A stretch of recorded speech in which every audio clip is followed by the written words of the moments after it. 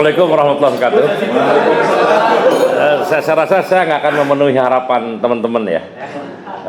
Karena begini, fungsi politik, fungsi negara, fungsi pemerintah itu mengagregasi kepentingan komunitas atau masyarakat yang ada di negara itu, yang berbagai macam-macam. Ini kepentingannya gitu, kira-kira gitu. Itu fungsi negara, fungsi politik, fungsi pemerintah, dan fungsi DPR, kira-kira begitu. Nah sekarang undang-undang ini akan mengatur dua komunitas besar masyarakat, namanya buruh dan pengusaha. Kalau saya idealnya ya, jadikan pemerintah dalam hal ini, pemerintah dan juga DPR dalam hal ini sementara jadi pengangguran dulu dalam urusan buruh ini. Apa artinya? Saya ingin diskusi yang logis dengan pengusaha. Mari kita duduk bareng berdua bipartit, kita rasional, jangan nganggap buruh juga bodoh. Baru buruh banyak yang jauh lebih pintar dari pengusaha, Pak. Hati-hati. Ya, pengusaha juga banyak yang jauh lebih pintar dari buruh. Sama-sama gitulah, ya kan. Coba kita duduk lah, sama-sama terbuka, dan juga kita harus fair bahwa memang sebetulnya banyak hal yang akhirnya ternyata tidak di area kita berdua di urusannya. Saya hanya membayangkan gini ya, coba kita bayangin, kita agak berimajinasi sedikit. Ada kesempatan kerja 1 juta, ada orang yang mau bekerja 5 juta, ya kan, kira-kira begitu. 5 juta ingin kerja, tapi cuma ada 1 juta. Bayangkan sekarang ada situasi lain, ada jumlah pekerjaan 1 juta, jumlah tenaga kerja 500.000 atau 1 juta juga. Kira-kira kalau kita suruh bikin undang-undang perburuhan dalam dua keadaan itu sama nggak undang-undangnya? Pasti beda. Yang satu 5 juta, yang satu sama-sama 1 juta lah gitu ya. Bahkan banyak negara kesempatan kerjanya 1 juta, yang negara itu warga negara cuma 100.000, banyak. Kalau Anda bicara Qatar ya, di Qatar itu kalau ada 7-6 orang ngobrol, 1 orang warga negara Qatar, yang 5 orangnya orang asing. Jadi ada kesempatan kerja 6, yang orang Qatarnya cuma 1 gitu. Jadi berapa tuh? 1/6 ya.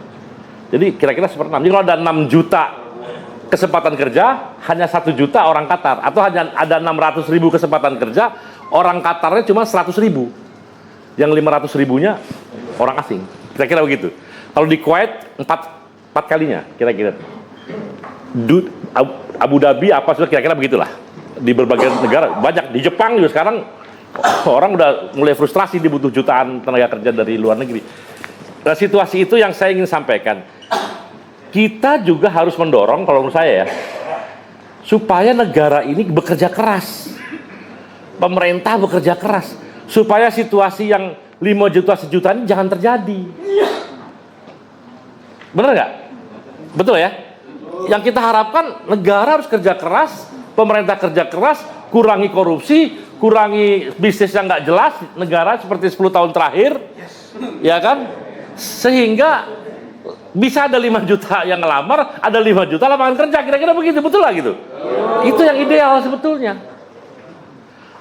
20 tahun lalu, 25 tahun lalu lah, kalau orang ke Tangerang itu ada perusahaan A, perusahaan PT-nya Pak Rusdi, pemiliknya Pak Rusdi, di sini PT Pak Yono, pemiliknya.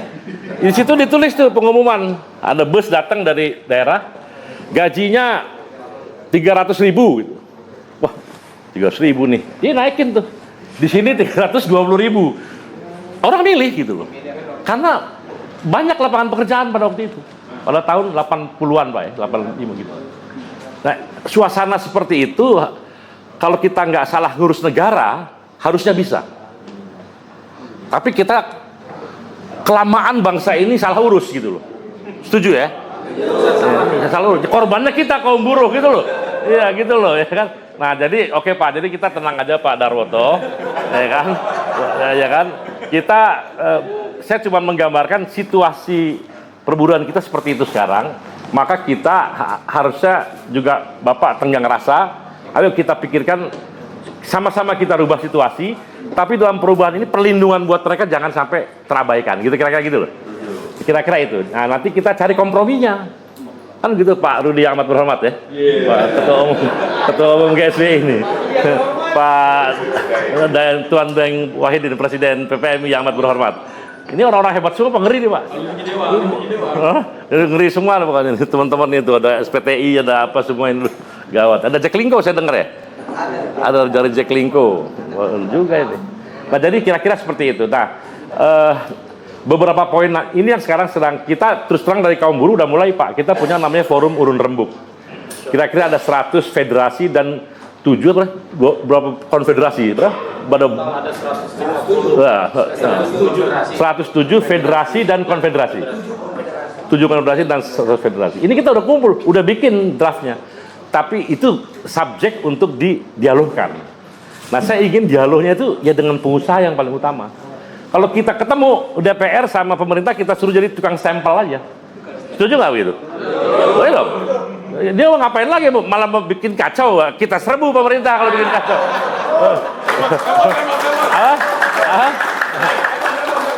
Nggak kira-kira gitu. Kita udah paling cocok. Termasuk kita bicara juga nanti ke depan hal-hal yang tidak berkaitan langsung antara hubungan bipartit ini, itu kita bicarakan Pak. Jadi perjuangan bersama menurut saya. Nah misalnya iklim yang investasi, iklim kondisi itu didetilkan gitu loh. Korupsi berapa banyak sih menurut Bapak korupsi di Republik ini? Biaya logistik, bunga bank yang seperti rentenir misalnya. Itu kita bicarakan semua gitu loh. Nah kalau ini dibicarakan semua, ini kondusivitas bisnis juga kejaga, ya, hubungan kita akan jadi apa ya, diadu di antara kita sih kurang baik. Jadi kita mudah-mudahan tidak diadu lagi. Kemarin juga kita nggak merasa ini kok biasa saja, teman kita marah aja karena kita nggak diajak berunding juga dari awal ya, kita kurang gitu. Jadi kira-kira gitu Pak. Jadi kita rileks saja. Kita ingin perdebatan yang sengit itu logis, jujur, terbuka, apa adanya, justru di antara bipartit itu. Nah ini kita teman-teman sedang mempersiapkan diri dengan bahan-bahannya dan kita terbuka untuk dialog. Terima kasih.